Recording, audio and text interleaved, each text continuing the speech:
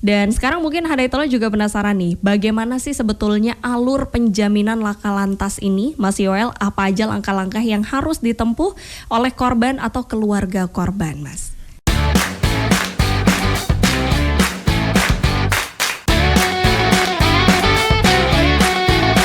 91 Podcast. 91 FM Tangerang Radio 1 Suara untuk kearifan lokal. Halo, selamat pagi Hadaitola. Serem banget pagi hari ini ya.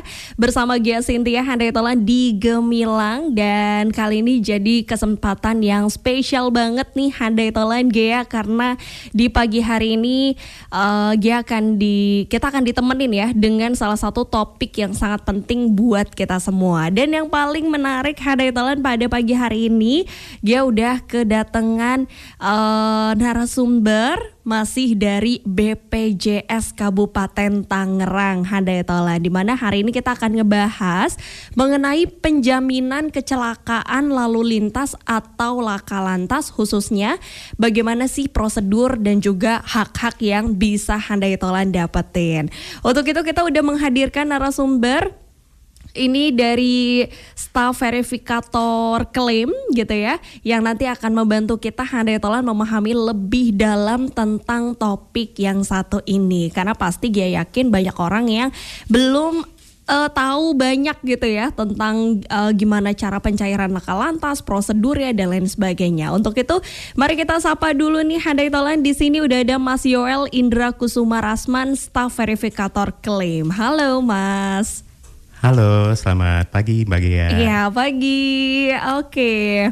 Mas Yoel, ini salah satu tema yang menarik dan mungkin bisa dibilang jarang ya diperbincangkan begitu ya Mas Yoel. Oke, mungkin boleh kenalan dulu kali ya sebelum kita mulai pertanyaan-pertanyaan yang menarik nih pagi hari ini. Boleh kenalan dulu Mas Yoel, dari mana staf verifikator itu apa sih Mas? Boleh silakan. Baik, selamat pagi pendengar sekalian. Perkenalkan, nama saya Yoel Indra Kusuma Rasman. Saya adalah verifikator klaim dari BPJS Kesehatan Kantor Cabang Tiga Raksa. Jadi, untuk tugas saya adalah memverifikasi setiap berkas klaim yang masuk, baik dari fasilitas kesehatan mulai dari tingkat pertama hingga tingkat rujukan. Seperti itu Mbak. Oke, berarti bagian yang verifikasi bener nggak nih laka lantasnya udah sejauh mana, terus dapat pembiayaannya berapa juga di verifikasi oleh Mas Yoel begitu ya? Betul sekali. Oke, menarik ya Hadaitola. Nanti kita akan kepoin. Oke, nah sekarang mungkin kita masuk ke pertanyaan yang pertama ya Mas Yoel. Banyak yang sepenuhnya mungkin belum paham seputar penjaminan kecelakaan lalu lintas. Mungkin bisa dijelaskan dulu secara singkat nih Mas Yoel, apa sih yang dimaksud dengan penjaminan laka lantas itu sendiri?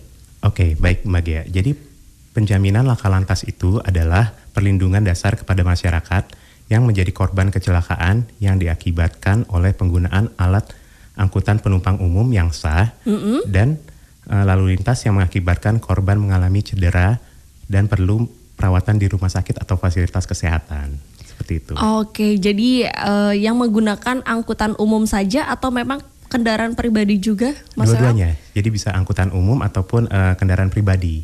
Oke, jadi bisa keduanya, baik.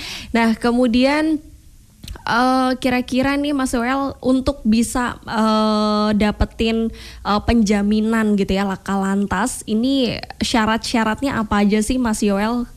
Oke, yang pertama ada 4 kriteria yang saya definisikan. Pertama, kita harus terdaftar sebagai peserta JKN untuk dijamin penjaminan laka lantasnya. Dan juga tidak hanya itu, status kepesertaannya harus aktif.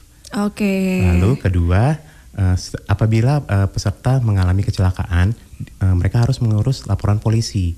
Laporan polisi itu yang mengurus bisa keluarga, betul, keluarga ataupun kerabat ataupun saksi yang terjadi di saat kejadian seperti itu. Lalu dari laporan polisi itu, lalu polisi akan melakukan investigasi atau mungkin telaah TKP. Seperti apa sih kecelakaannya dan melibatkan berapa kendaraan ataupun yang korbannya ada siapa saja. Lalu apabila sudah berhasil diinvestigasi, maka akan keluarlah laporan polisi dari Polres, seperti itu. Laporan polisi itu yang menjadi syarat untuk pengajuan kepada Jasara Harja. Di Jasara Harja akan dilihat lagi nih dari laporan polisi, apakah dia kecelakaan tunggal ataupun ganda. Apabila kecelakaan tunggal, maka otomatis menjadi penjaminan kepada JKN. Namun apabila kecelakaan ganda, maka akan dijamin oleh Jasara Harja terlebih dahulu sebesar ada plafonnya. Apabila plafon itu telah habis, akan menjadi tanggungan kepada BPJS Kesehatan. Seperti itu. Lalu yang ketiga, apabila kecelakaan lalu lintas itu harus dipastikan lingkupnya bukan dalam penjaminan kecelakaan kerja. Jadi ada nih kecelakaan kerja, misalkan kita sebagai pegawai baik itu di perusahaan ataupun apa, kita lagi perjalanan menuju kantor, terjadi kecelakaan. Nah itu bisa dijamin oleh penjamin lain. Di sini contohnya adalah BPJS Tenaga Kerja karena kita berstatus sebagai pegawai penerima upah seperti itu. Jadi harus dipastikan bahwa kecelakaan lalu lintas ini bukan saat dia menuju kantor ataupun pulang kantor. Dan yang terakhir keempat adalah apabila untuk tadi kecelakaan ganda ada plafon tertentu yang dijamin oleh Jasara Harja. Apabila sudah melebihi dari plafon tersebut, maka akan dialihkan menjadi penjaminan di JKN. Seperti itu, Mbak. Oke, baik. Jadi syarat-syaratnya cukup jelas ya, Mas Yowes ya. Yang penting peserta JKN harus terdaftar dengan status kepesertaan, begitu. Betul, itu yang utama sekali. Ya. Oke, nah lalu bagaimana Mas Yoel dengan biaya yang ditanggung? Tentunya banyak dari Handai Tolan juga yang kurang tahu gitu ya, berapa sih sebetulnya jumlah maksimal biaya yang bisa ditanggung oleh PT Jasara Harja dan juga BPJS Kesehatan, Mas? Baik, untuk penjaminan yang ditanggung oleh Jasara Harja yang tadi saya jelaskan, apabila kecelakaannya kecelakaan ganda atau ada dua kendaraan ataupun yang mengalami ada misalkan orang lagi menyeberang jalan nih ketabrak kendaraan, nah itu bisa disebut sebagai dengan kecelakaan ganda. Untuk plafonnya dari Jasara Harja adalah untuk biaya ambulans dari TKP ke rumah sakit sebesar 500.000. Lalu untuk pertolongan pertama pada kecelakaan di IGD paling banyak adalah 1 juta dan untuk biaya perawatan dan pengobatan paling banyak 20 juta. Apabila lebih dari plafon itu untuk kecelakaan ganda akan dijaminkan kepada BPJS Kesehatan. Namun kalau untuk kecelakaan tunggal tadi memang setelah laporan polisi terbit maka Jasara Harja akan mengeluarkan surat penolakan dan untuk dijaminkan kepada BPJS Kesehatan seperti itu. Oke, baik. Jadi totalnya bisa sampai 20 juta. 21.500.000 berarti. 21.500.000. Baik, cukup membantu sekali yang pasti untuk korban kecelakaan. Dan sekarang mungkin Handai Tolan juga penasaran nih, bagaimana sih sebetulnya alur penjaminan laka lantas ini, Mas Yoel? Apa aja langkah-langkah yang harus ditempuh oleh korban atau keluarga korban, Mas? Baik. Untuk alurnya seperti tadi yang saya jelaskan, mungkin pas saat kejadian nih pasti kan panik nih, harus seperti apa bertindak. Maka yang pertama adalah membawa korban kepada fasilitas kesehatan terdekat untuk dilakukan penanganan. Lalu apabila sudah ditangani, keluarga korban tadi seperti Mbak Gia bilang bisa melakukan pengurusan ke Polres terkait laporan kepolisian. Apabila laporan polisi sudah didapat dan sudah ditentukan jenis kecelakaannya, apakah itu tunggal atau ganda, dapat melakukan pengurusan kepada Jasara Harja. Dari Jasara Harja dia akan menelaah dan akan memberikan surat jaminan namanya. Dari itu, itulah akan dibawa surat jaminan itu kepada rumah sakit. Nah rumah sakit nanti akan tinggal melakukan administrasinya. Jadi kita punya aplikasi juga nih di rumah sakit, namanya Viclaim. Dia akan melakukan checklist di situ, apakah dia KLL ganda ataupun KLL tunggal. Seperti itu. Oke, baik. Nah ini aku mau mundur lagi ya, mungkin dari pertanyaan yang baru nih Mas Yoel. Nah setelah tadi korban kecelakaan dapat perawatan awal, biasanya laporan kepolisian ini kan jadi salah satu syarat utama gitu ya untuk bisa mencairkan dana BPJS begitu ya. Kira-kira berapa lama waktu yang dibutuhin sih Mas untuk ngurus laporan kecelakaan dan kepolisian supaya penjaminannya bisa berjalan begitu? Baik, kalau untuk pelaporan tersebut memang relatif tergantung dari kecepatan dari pihak-pihak eksternal yang tadi saya bilang, ada Polres maupun dari Jasara Harja. Tapi memang biasanya yang kami temukan di lapangan sekitar 2-3 hari sudah bisa terbit untuk penjaminan tersebut. Oke, baik. Oke, kemudian kalau terkait surat eligibilitas peserta nih Mas, atau dokumen pendukung lainnya saat terjadi kecelakaan begitu ya, apakah masih ada peluang untuk dapetin penjaminan dari BPJS Kesehatan? Baik, jadi kalau memang pasien atau peserta masuk ke rumah sakit harus dilakukan pengecekan dulu kartu JKN-nya apakah aktif atau tidak. Jadi kalau misalkan kartu JKN-nya aktif, langkah selanjutnya dari rumah sakit adalah menginfokan kepada peserta. Silakan mengurus laporan kepolisian dan segala administrasinya. Apabila sudah keluar laporan kepolisian dan pengurusan surat jaminan ke Jasara Harja sudah diterima, maka akan kembali ke rumah sakit. Nah, dari dasar itulah akan menjadikan dasar untuk rumah sakit memilih penjaminannya apakah kecelakaan tunggal ataupun ganda. Kalau kecelakaan tunggal bisa langsung dijaminkan oleh JKN, namun kalau untuk kecelakaan ganda akan dijaminkan oleh Jasara Harja dengan plafonnya 20 juta itu, lalu setelahnya baru beralih ke BPJS Kesehatan. Oke, baik. Ternyata sesuai dengan sesuai dengan tadi kepolisian, pihak-pihak eksternal begitu ya, itu juga mempengaruhi seberapa cepat juga gitu ya pinjamannya juga bisa cepat keluar. Oke, baiklah. Nah, mungkin itu beberapa pertanyaan-pertanyaan utama begitu ya di pagi hari ini. Handai Tolan, kalau Anda juga mau bertanya ke Mas Yoel nih terkait laka lantas begitu ya, Handai Tolan, bagaimana BPJS Kesehatan mampu mengcover biaya-biaya kesehatan begitu ya sampai maksimal di angka 21.500.000. Untuk itu kalau Anda yang mau bertanya silahkan bisa langsung WhatsApp di 0811-945-8991. Kita masih akan bertemu lagi sesaat lagi, untuk itu tetaplah di Gemilang, tentunya hanya di 91 FM 1 Suara untuk Kearifan Lokal. 91 FM Tangerang Radio 1 Suara untuk Kearifan Lokal. Gia masih di sini menemani Handai Taulan ya, dan kali ini kita masih bersama dengan narasumber spesial dari BPJS Kabupaten Tangerang, Mas Yoel Indra Kusuma Rasman sebagai staf verifikator klaim dari BPJS Kabupaten Tangerang.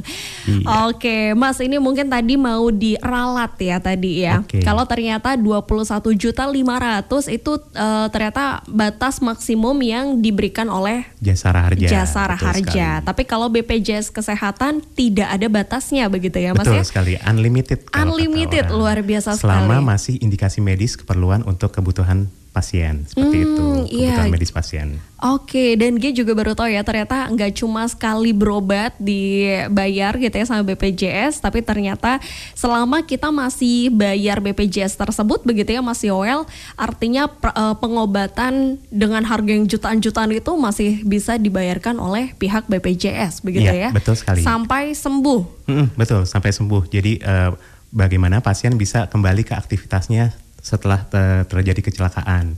Jadi seperti itu. Oke, berarti bisa datang ke rumah sakit yang bekerja sama dengan BPJS begitu ya? Betul sekali. Oke. Nah, kemudian ada pertanyaan juga nih Mas Yoel, masih terkait dengan penjaminan laka lantas. Katanya bagaimana sih penjaminan kalau misalnya dia nggak mau ngurus Jasara Harja gitu ya, tapi mau pakai BPJS langsung nih, kira-kira bisa atau enggak? Karena kan tadi kalau Mas Yoel info untuk syarat-syaratnya kalau mau penjaminan laka lantas lewat BPJS harus lewat Jasara Harja dulu.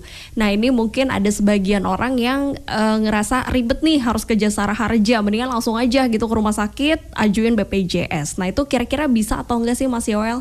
Wah, bagus sekali pertanyaannya Mbak. Ini banyak ditanyakan oleh orang-orang di luar sana nih yang belum terinfo mengenai penjaminan laka lantas. Jadi untuk penjaminan laka lantas memang harus sesuai prosedur.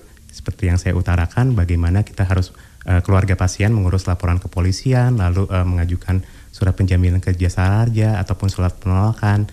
Nah, apabila pasien tidak mau mengurus laporan kepolisian ataupun Jasara Harja, itu memang tidak bisa dijaminkan oleh BPJS, karena kita juga berdasarkan peraturan Menteri Keuangan, jadi ada koordinasi antar manfaat dari lembaga-lembaga.